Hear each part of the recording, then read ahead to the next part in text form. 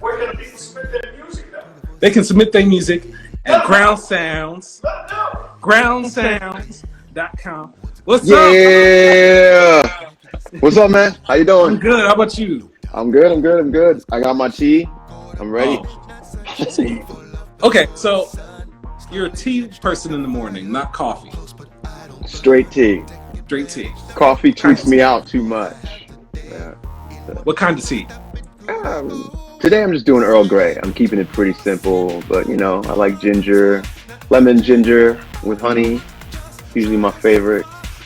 See, I'm not much of a tea drinker. Yeah. But if someone offered it to me, I'll take it.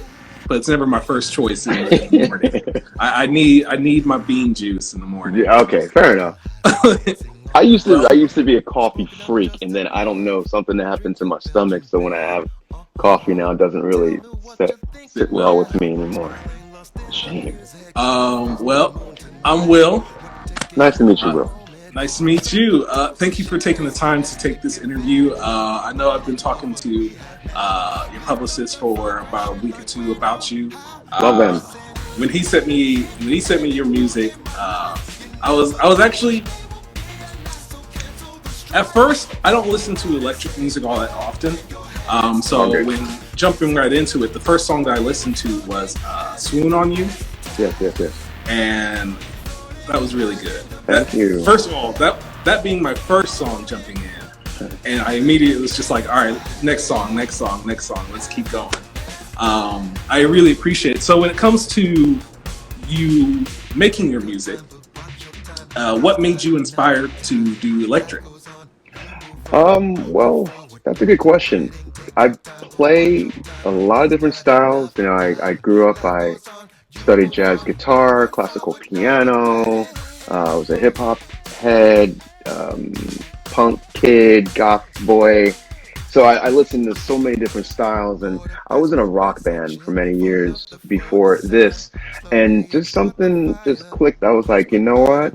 I like what I'm doing, but I felt like I was in this box and I couldn't step outside the box too much.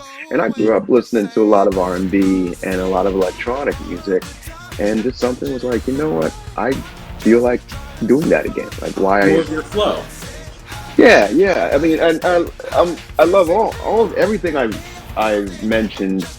I'm all about. You know, it's not like, oh, I'm gonna try this to do something new. I mean, this is all in my system. You know, I grew up listening to Aphex Twin and Nine Inch Nails and Marvin Gaye, so it's all over the place. But I just wanted to just do more electronic stuff, and I wanted to dance more. That's basically what happened. So I went back to the roots of, you know, like Nine Inch Nails and some of the 80s Prince stuff and Depeche Mode. But I wanted to do that mixed with a lot of stuff that's happening today, or maybe stuff a couple years ago that, you know, like Mike Will and people like that. And yeah, that's basically it. Perfect. So, like, is there any specific artist that you would say you were completely inspired by in making your music? Prince and Nine Inch Nails. Absolutely. Exclusively, like, I mean, you can never go wrong with like Prince. And the thing is, a lot of the times of these artists that I interview, it's always like Prince, Michael Jackson, or like Stevie Wonder. All huge influences. All three. Right. That was just in the household. Like, it's my DNA. All three of them. If you grew up without listening to one or all of them, where were you? Where have you been? You're missing out, and it doesn't matter how old you are. Listening to them, all right? Yeah, exactly. I have none right now, but when I have some, they'll know. Totally. They'll be dancing Thriller by the time they're right, yeah. But everyone does that, you know. I remember I have a daughter, and she was taking dance class. She took jazz and ballet when she was a kid. And that's what they do. They're still playing Thriller, and they're all doing the whole shit. And I was like, this is amazing because it's timeless. You know, exactly. Music doesn't have like an expiration date on it if it's just good, substantial music. A good song is a good song, and it's going to last forever, whether it's hip hop or country or chamber music. What will always last is a good song. and just well crafted music. Mm-hmm. All of those artists wrote classics. You know, they're gonna no be matter there. how much music changes, Right, this right. is always going to be a hit. Right, right. You're always gonna hear September by Earth, Wind and Fire at a wedding. You know, there's certain songs and certain bands and groups that'll last forever. And all those are, you know, they're still my influences to this day. And I listen to a lot of current stuff. There's a lot of new stuff. I think Travis Scott's gonna be classic pop and hip hop years from now. I think he's incredible. So all that is in what I do. I'm just a fan. Which, just a little side note, you had mentioned your daughter, and I had seen. I started following you the other day. Your daughter is moving to college. Congratulations to her. Yes, I know. Just wanted to make that public. Thank you. Congratulations to her. Thank you. Excited about future that she's going to bring in. Me too. Especially with her dad making music with with the world reopening. You were performing, going back into live performances. Are you excited about that? Absolutely. I've done quite a bit of solo shows here and there, but I haven't done a lot of full band shows. I actually play in another group sometimes too called Netherlands, and they're amazing. It's kind of like sludge rock metal. So, you know, once again, like, I'm a chameleon. I'm in it. Like, I love so many different styles. And we finally played. It was like my first show with them in Brooklyn. And it was like two things. It was like, one, I wasn't used to, you know, being at a metal punk show in such a long time. And there's something about those shows where it's just like, it's a beautiful vibe. You know, the energy from those shows it's untouchable.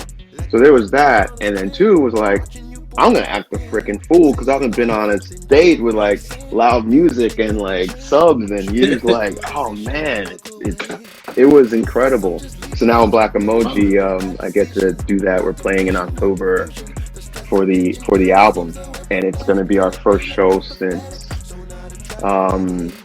January 2020. So it's almost 2 years. Again, I'm gonna act a fool. I'm not gonna know what to do. I'm just gonna be following on people. I mean, it is COVID times. I can't, like, you know. Don't necessarily want to like fall right on top of it. Maybe grade. Take them out. Like, yeah, you know, yes, just, you know. But it's. I love recording music. I love making music. But there's nothing like the high of being on stage in front of an audience, whether it's 10 people or 1,000 people. There's just it's an adrenaline that you'll never be able to capture online. You can watch it online and it's beautiful, but just being in a moment of a live show, like a good loud live show, oh man, I'm gonna get stupid. Like, I can't wait. I can't freaking wait.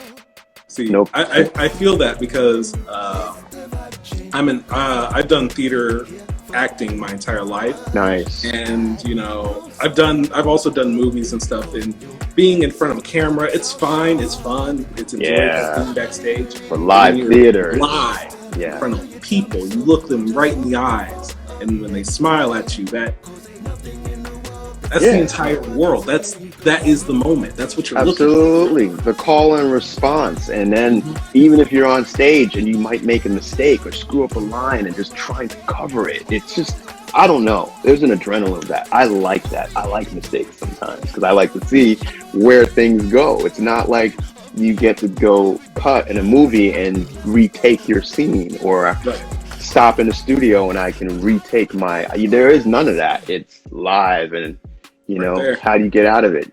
Maybe you do, maybe you don't, but it's fun. You know? Never show them that you messed up. Exactly. You meant to do everything on stage. That's the rule. Everything. Oh, I tripped? What do you mean? I'm just swinging this guitar real quick. Right, exactly. I've tripped quite a bit on purpose. On purpose, exactly. On purpose. Never mistakes. Like, especially with you being a chameleon when it comes to your craft, and jumping from so many different genres of music and being inspired by Prince. listening to his variety, you know, he has a little bit of rock, he's got a little pop, he's got a little Absolutely. rhythm, and in my opinion, that shows a sign of a music genius. That someone can, you know, I'm a fan of primarily like hip hop. I'm sorry, Yes. hip hop, R&B, Mm. jazz, and a little bit of rock. Nice. But you know, I don't touch country and stuff like that. Got you. Starting to touch into electric a little bit more. I used to like listen to synth and electric a little bit in high school. Cool. That I kind of fell off, but Yeah. thank you for bringing that back up. No problem. No Bring the problem. nostalgia back in. Doing my best. So your song "Float" was released on September 6th. Yeah. From the release of that song, have you seen or received any like love that stood out to you? Did it feel exciting to just get that out there and have such nice feedback? Because I enjoyed it. I have it on my Spotify now. So Thank you. Thank you so much. yes, sir. Yeah, it's cool. It's like I'll get messages, you know, some people I know, some people I don't, and they're like, this is a really cool song, and the chorus, everyone's like, that chorus is like, there's something about that chorus and the sound of it, you know, and it's a positive song. You know, it's a song celebrating life during a time when life was kind of, you know, questionable and taken away from us last year. Right. And the whole song is just about, well, you know, you could be 50, you could be 10, you could be 30, but you know what? All of us are going to get old, and we're all getting older. So what do you want to do while you're here on this earth without fucking somebody over? I'm sorry, I don't know if I can curse. I curse. Yeah, So, no, you're good. Cut! You know. Cut. We got kids on this. No, I know. I don't want to upset the censors, but no, but seriously, everybody, you know, you grow old as the seconds go by, you know, and life just, it passes you by. I'm like, wow, I was doing this and that. I'm like, oh my God, my kids going to college. You know, it's like, I'm that old. But it's this thing where it's like, okay, well, what do you want to do? What can you do? What do you want to accomplish? And just, how can you have fun in the moment of just being around? So that's the whole message of Float. And it's like, I try, it's hard sometimes to write like a positive song without it sounding like a cheesy PSA, you know, so. right.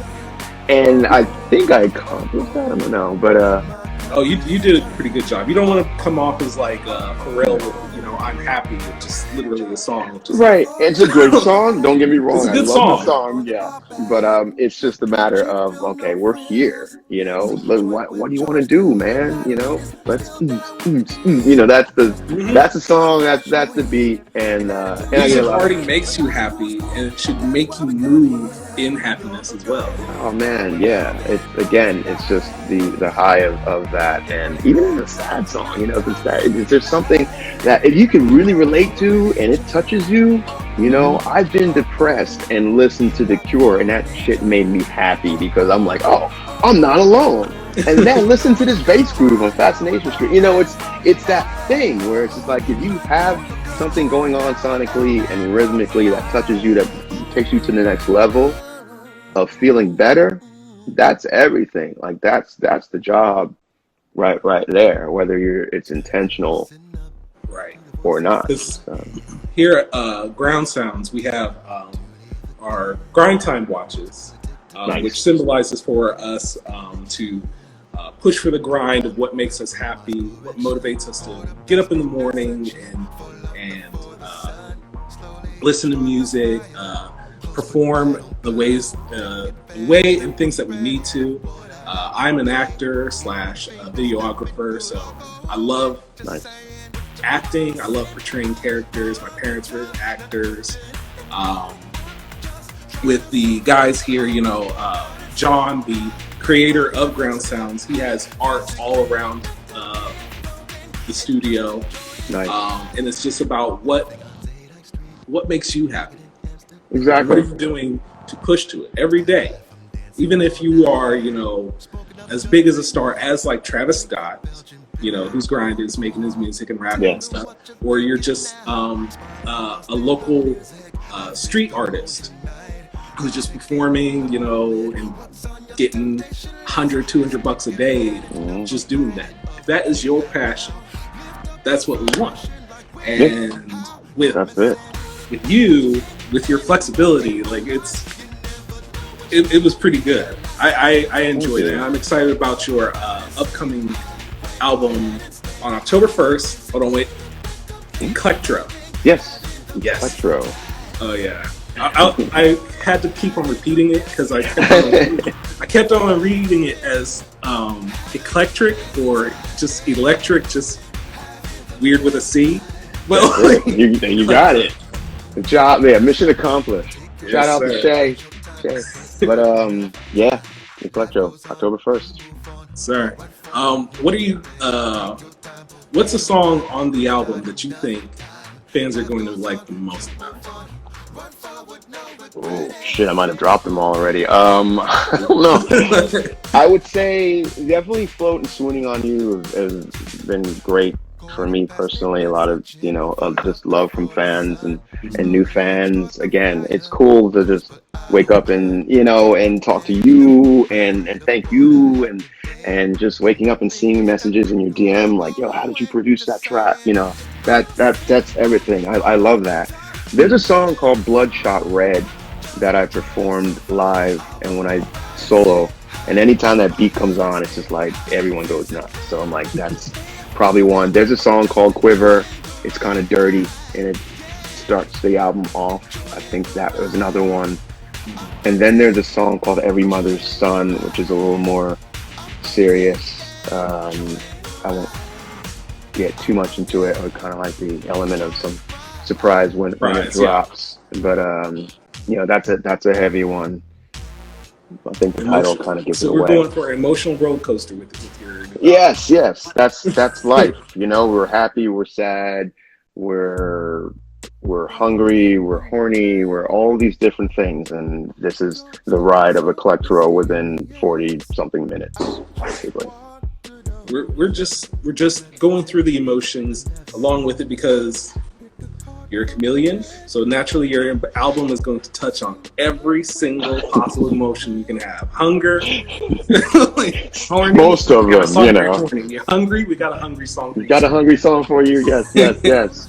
You like weed, we got that weed song, there's all got it all. Different things there, yes.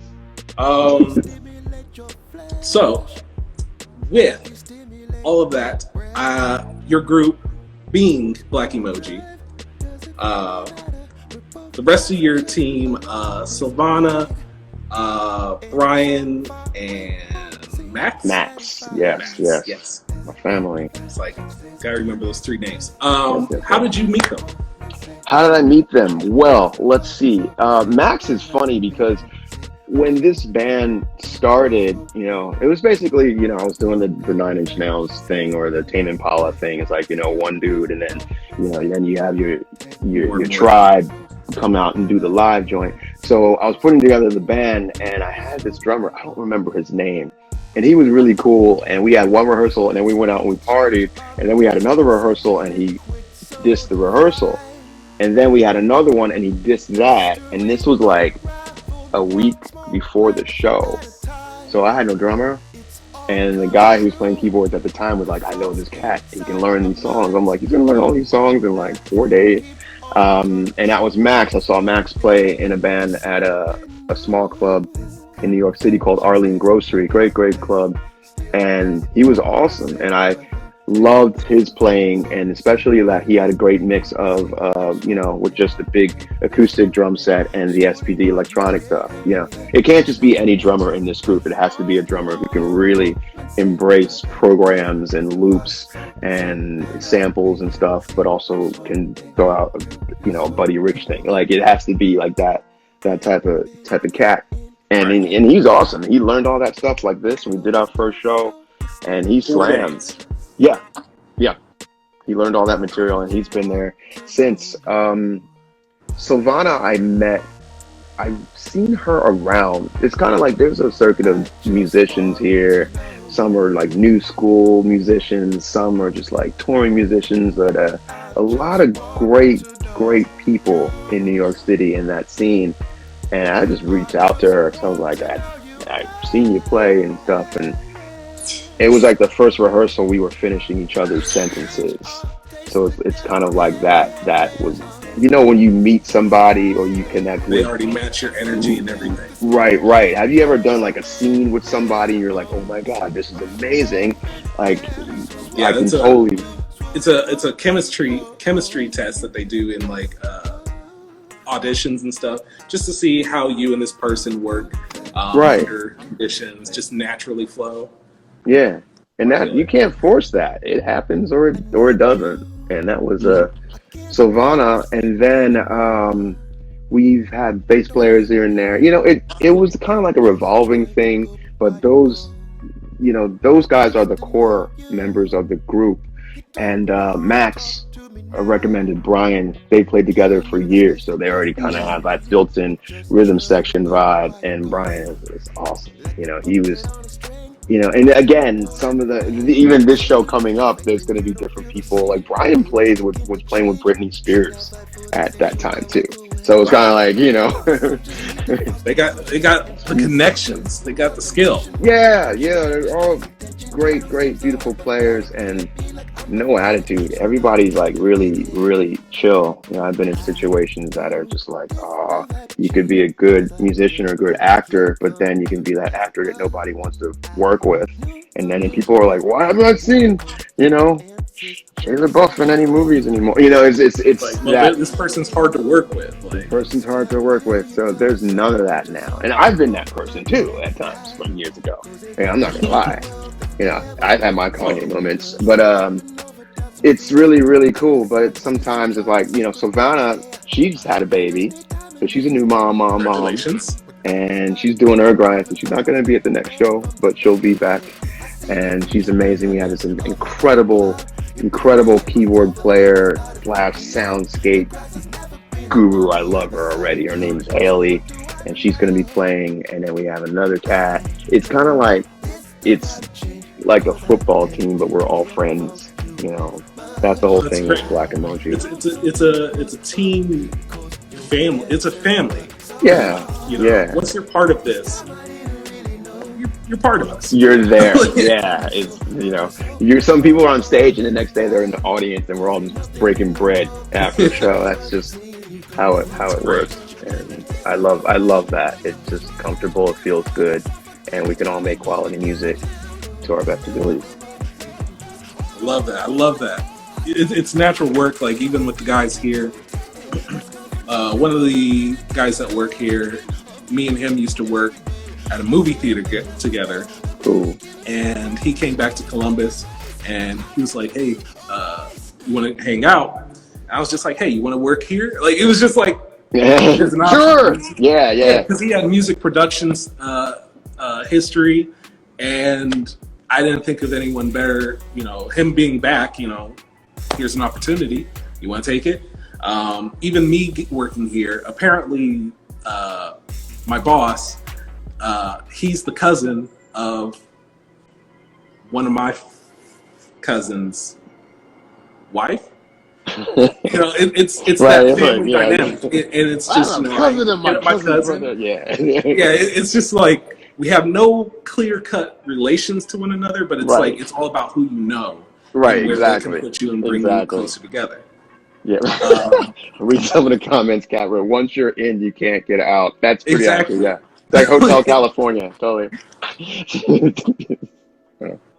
So we have a few more minutes. So we have this little game that we like to play. It's called the Quickfire Questions. These questions are little fun questions that us here at the studio make, and sometimes even our guests make. Cool. And we just want to know what your answers are to them. All right, fire away. Quick, easy ones. I'm ready. All right. Cow. No, just kidding. Let's see. We already the question of coffee or tea. We already know that answer. Creamy or crunchy peanut butter? Creamy. Jelly or jam? Jam. If you had a superpower, what would it be? To make money by just going like this. Genie power, just poop. Yes, genie millionaire. That's Would it gonna be be my like whole dollars, or like a whole block, or like just a whole bunch of pennies? Like, Oh no, I'm talking like properties. It's like bam, mansion, bam, Bitcoin, bam, like just money, like real money. Yeah, Perfect. genie millionaire. Shazam, thank you. Mac or PC? Mac. Your favorite ice cream? Ooh, chocolate with cookie dough. Ooh. Yeah. Ooh. Mm-hmm. It's serious. Okay. I'm going to grocery shop right after this. One job you never want to do again. Oh, I worked on a few Broadway plays, and one play was one of the best experiences and best jobs I've ever had in my life. I worked on Springsteen on Broadway, and it was easily one of the best jobs ever. Great crew. And there was another play I worked called Be More Chill. The play was awesome. A lot of people there on staff were just incredible people. The manager who I worked with was a dick, and I never want to work with him again. He was awful, sexist. Is it more that you would do it again, you just wouldn't work with him? Right, I wouldn't work with that person. He was just awful. You know, he was cool to me because I was a guy, so he wouldn't give me that type of shit. But yeah, he was a dick. I would never work with him again. I won't say his name. Next question. Be nice to people. Be kind to others. Be kind to others. Yeah. Your zodiac sign? I'm a Capricorn. Don't hold that against me. Yes. I'm a Libra. Breakfast, lunch, or dinner? Oh, all the above, but I would pick breakfast if I'm gonna pick one. Breakfast first. I'm a dinner guy. Then again, I work 2 jobs. I don't get breakfast all that often. There you go. Your first celebrity crush? I don't know. Sade comes to the top of my head. Maybe. That's actually a new one. No one has ever given that one. Sade, Free Summer. Sounds good.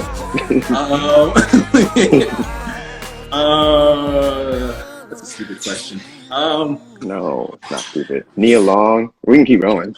Yeah.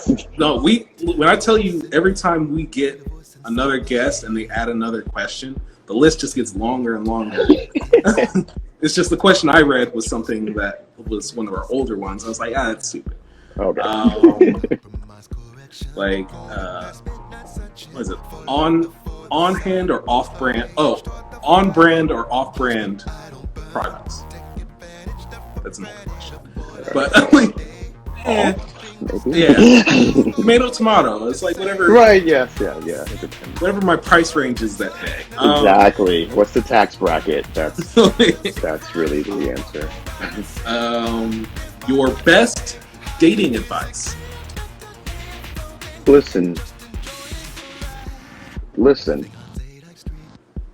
and be attentive, and try to be truthful. Mm-hmm. Communication is so key in relationships. Communication is key, but understanding is probably even, in my opinion, more important than communication. You got to communicate. If the communication isn't there, then you're done. But it's also understanding. We can communicate, but that you can communicate and butt heads. But it's a matter of understanding the other person. I say this as a guy who's made mistakes in relationships and had some successful ones, and not. Everyone does. It's natural, but when it comes to it, there's just so many natural things that you have to pay attention to in relationships. I have to, first of all, be loyal, respectful. I have to, listen to who I'm dating. I have to talk to them, because if I had a bad day at work, come home and dishes aren't done and I just blow up, then I'm an ass. But if I come home and it's like, listen, I had a long day and this hasn't been done. You've been here all day. Could you please? And like then that can be fine. I don't know. It depends on who your relationship. Because you can start off that. It's like, well, I've had a busy day too, and then that's a whole thing. But understand each other. Into some past relationship issues. just try to be understanding as much as you can. Let's see. Listening to understand. That's a good one. What Carla wrote in the comments. Shout out to everybody who wrote stuff in the comments. I just want to say thank you. Also, people in the comments, if you have questions as well for Blak Emoji, please go for it. We'll see them. Because pretty much we are done with the interview. This is all part of the game now. But I like the game. The game is better as a person. Those are the best interviews though. Like it's stuff like this. Coffee or tea. No deep delve of this one lyric that you made in this one song. Give us a paragraph. This one lyric. I couldn't even do that. Listen to understand. That's all I say. That's a good one. It felt right. It felt right. Rhymed, yeah.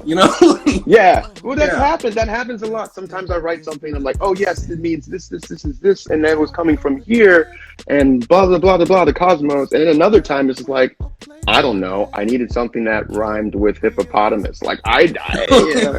Sometimes it's deep. Sometimes it's really not. It's just I don't know. Rhymes are fun. We have Carla G Music. She says tips for musicians in NYC. So tips for musicians in NYC. When you're first starting out, play everywhere. Play the open mic. Play this free joint. Jump on stage with that person. Write with that person. Connect and do all of that. And then after a while, you have to diminish and then say no to certain gigs so you can start climbing up and getting that into the next tax bracket for your future of following gigs. It's always good to do a few free ones, but you have to be able to grow from that. You don't want to keep doing free gigs for the rest of your life, or else you're going to be a starving artist forever. A starving artist. Some people are busking because they can busk, and some people are busking because they don't have a place to live. Two buskers, two totally different styles though. So you want to try again, start out, do all of that, and then afterwards it's kind of like you're taking something and you throw it in a sifter, and then you find out what you're going to end up using afterwards. Favorite songwriter? Probably Prince.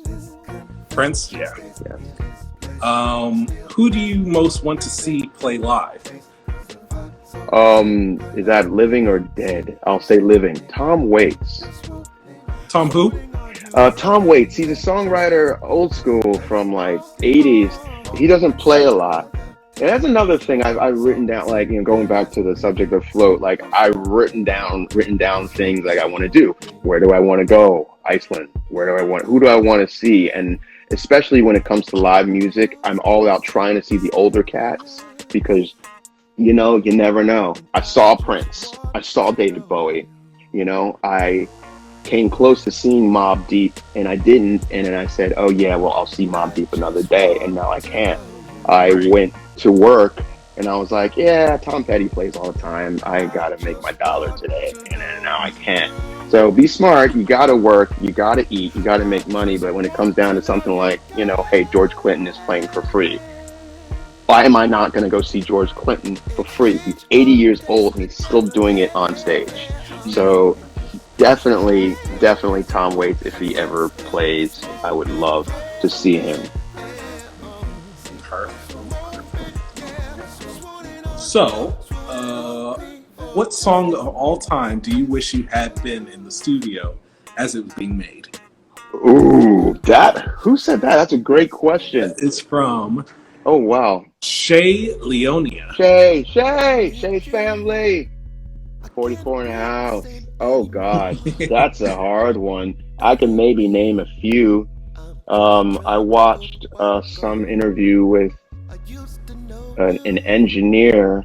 Oh, I feel so bad. Was it Susan Rogers or was it Peggy McCreary? I think it was Susan Rogers who engineered a lot of my favorite Prince albums in the 80s. First it was Peggy McCreary, who's incredible. Then Susan Rogers, and Susan I think talks about the making of When Doves Cry by Prince, which is one of my all-time favorite songs. I think it's poetry, and sonically it's just so incredible. It's so dense, but it's so bizarre. There's no bass in it, which is really weird for a pop song. And she talks about him pulling the bass out, saying, "No one's gonna believe I'm gonna do this," and she's like, that song wrecked me. It was like 48 hours around the clock, and it was like no sleep. I would have loved to have been there for that. And I'm going back to Travis Scott. I really like him. There's a Travis Scott song written for Rihanna called "Woo," and I was obsessed with that tune. First of all, that last Rihanna album was incredible. Ree, we need a new album from you, please. And I always liked her singles, but that as an album was an incredible album. And that song kind of stands out. It sounds like Travis, you know, but it's so avant-garde and it's so crazy. I'm like, how did he come up with this sound? How did he come up with? I love what he does. It's so stupid. Yeah, and also Tyler the Creator as well. You know, I love what he does with production. There's a couple of things I wish I was in the studio to hear. You know, the stuff he's done with Letitia from Stereolab. Just the Goblin album alone is incredible to me. And the first Wu-Tang album, I would have loved to have been in the studio for that first big thing that RZA did. And it's just got this grimy, gritty sound, but it's just like what he was doing sonically was like next level. It was like Brian Eno meets Hank Shocklee from Public Enemy. It was something, but it was different. So I'll say that too. Amazing. So yeah, like I couldn't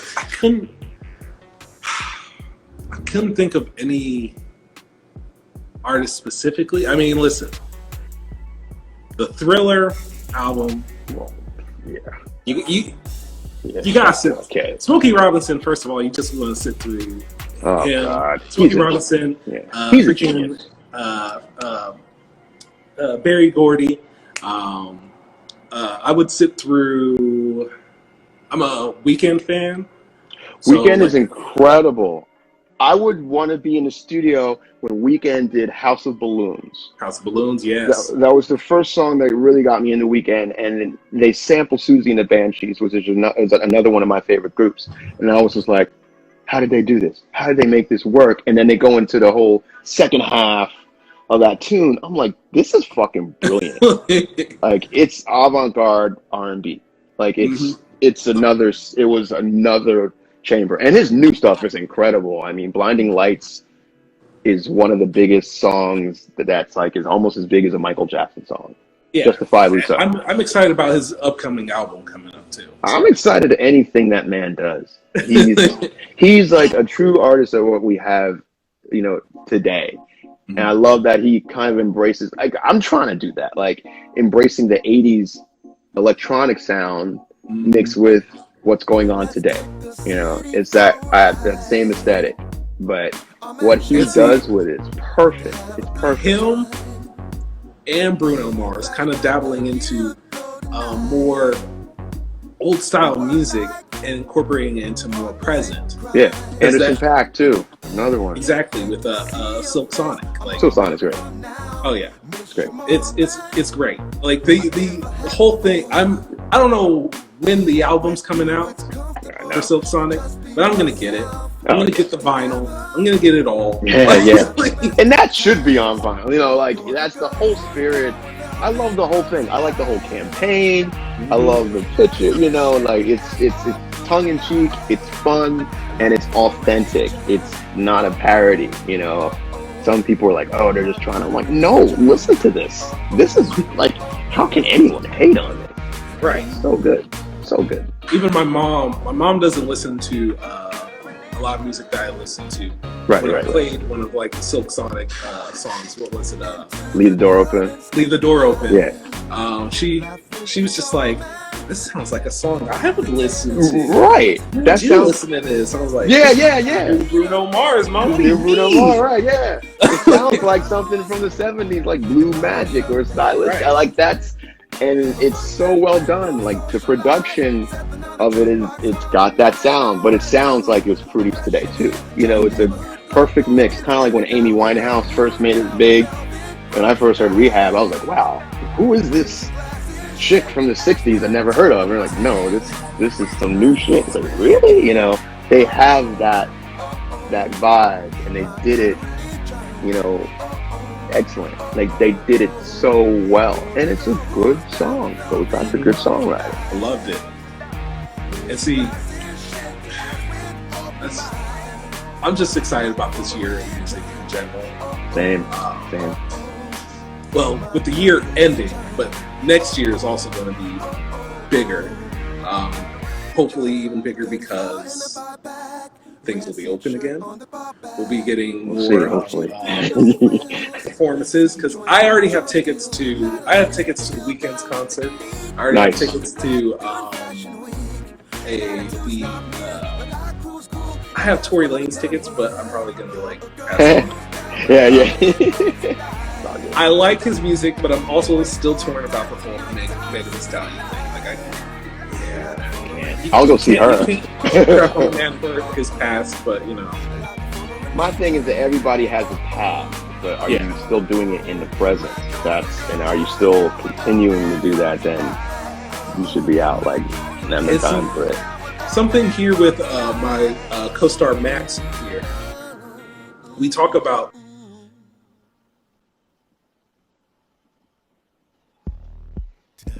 We talk about the R. Kelly and Chris Brown situation of like, you know, when is it okay to still listen to this person even though you know about the things that they do? You know, I'm not a big fan. You don't put your hands on no girl in this book. No. And so R. Kelly kept doing it. Yeah, Chris too. It's hard. Yeah. But he keeps making good songs. So it's hard to hate him when you like his music, but then you got R. Kelly, and it's like, well, I can't say historically I haven't liked his music before. Right. Now I'm just kind of like, let me take a step back. Yeah. Because, like you said, everyone has a history, but it's, are you still doing it? R. Kelly was still doing it. Yeah, like it was. There's no ifs, ands, or buts. Like, oh, it was the '70s and the '80s, and we were all doing coke, and I don't do that anymore. Like, no, he consistently kept doing this. And even Chris, I'm not like into Chris Brown's music so much. So for me, it wasn't like I'm canceling. I'm like, I just don't really listen to it. But you know, I don't really follow what is going on with him and stuff. But I do know when you have someone. Like, you know, the Cosby situation, it didn't just stop in the 70s. It didn't just stop in the 80s. It's consistent. It's consistent. And I'm sorry, I'm not trying to get too political, but, you know, you could say stuff about what Trump did in the past was awful. But what Trump is still doing is worse. Like, it's still going. It's not like somebody who made a mistake and is trying to learn from their mistakes. They're still trying to get away with it. And I think that's the difference between somebody who did something and they should, you know, be respected to be forgiven. Yeah. There's, you have to take accountability for your actions. You got to take accountability. And then later, you know. But yeah, separating, what Kat is saying, do you separate the artist from the art? It's a challenge, and it is a challenge. Because look, I have James Brown in my catalog. I listen to James Brown. I listen to Miles Davis. So who am I to say like how I'm picking to listen to these guys, but I'm not going to listen to R. Kelly and Chris Brown? These guys are dead, so that's kind of like my excuse. But it's like, I don't know, you know? I don't want to know everything that everyone's done, because if we did, there's a whole lot of movies and a whole lot of music that is like 75% of your collection. But since I already have it, I'm like, well, now I already know, and I'm not gonna. I just don't want to. Not to delve deeper into it. I just really don't want to. I just don't. it's not worth it to me. There's so much other music that's great. There's also a difference You between know? criminal behavior, unethical behavior, and behavior that's just stupid. Right. That's correct. That's great. That's dead on right there. You know, Yeah, like, Sean Connery and Mel Gibson. Like, it's like, man, I don't care. I don't want to see any of his movies anymore.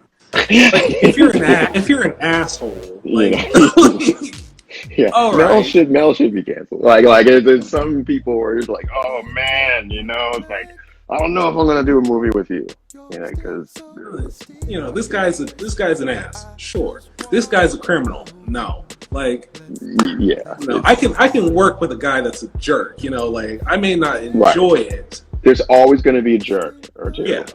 But if it's like, if I know this dude likes to take little girls back to his place, Right. I am I not don't have fucking an issue with with you. that. Right.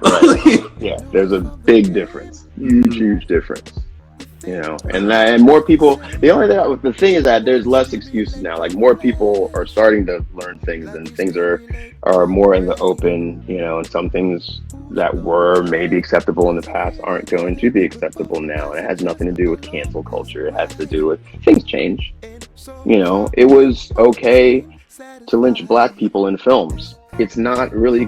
I don't want to see that now. Anymore. And so it's not being canceled and censoring. Like, no, it was fucked up then too. You're just now I'll still watch understanding Roots, that what do you it's mean? Like, yeah, well, that's different, you know. But it's just like I'll watch Roots, but I don't want to see, you know, Birth of a Nation. no, Yeah, it's just like I don't need to watch 7 Years a Slave again. I mean, I would, but you know, I didn't watch it only because I've seen that movie 1,000 times, you know, and I get it, and all, you know, respect, it's okay, but I just tired of it.